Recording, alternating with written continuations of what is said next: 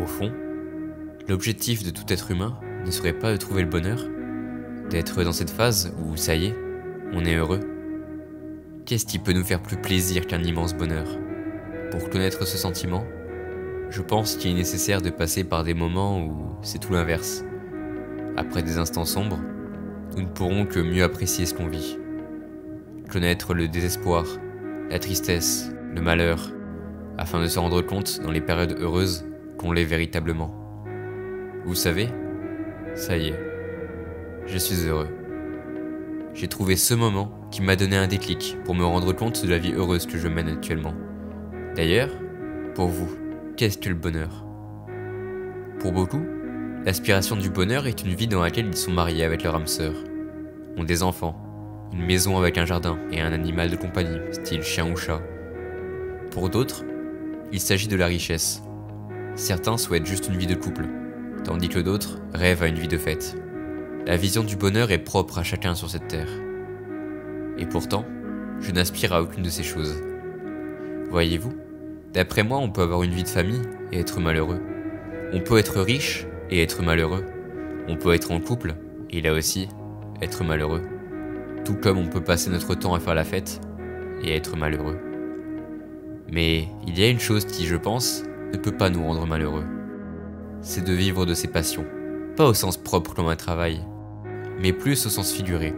N'évoluer qu'à travers ses passions. N'exister qu'à travers ses passions. Encore et encore. Je suis amoureux de mes passions. Ma vie n'a pas toujours été un fleuve tranquille sur lequel tout vogue avec rêve et sérénité. J'ai vécu des drames, comme tout le monde. Des traumatismes, des deuils, des dépressions, des déceptions, des doutes et des remises en question. Et après tout ce temps passé dans ce que j'appellerais le gouffre de ma vie, me voilà, à ce moment précis où je vous parle. Je pense que tout être humain devrait connaître le bonheur à une période de sa vie, et je ne souhaiterais même pas à mon pire ennemi de rester bloqué dans un malheur continu. En réalité, j'aime ma vie comme elle est, et je ne l'échangerai pour rien au monde. La seule chose qui me dérange dans celle-ci, c'est quelques cauchemars que je fais parfois.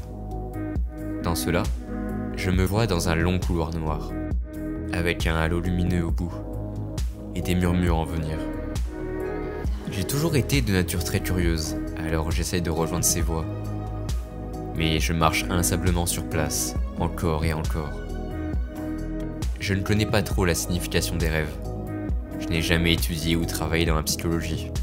Enfin, c'est lors de ces rêves que je me rends compte que je suis heureux actuellement, et que je ne veux pas perdre ce que j'ai.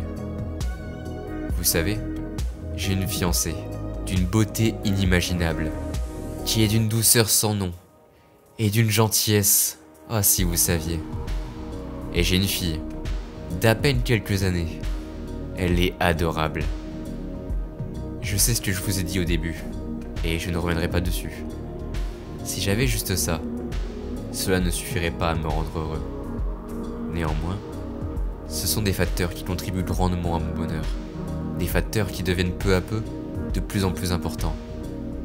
Au point où je ne me verrai pas vivre sans eux. Mais je suis un passionné, alors mes passions sont la source principale de ce sentiment. Pour le moment en tout cas.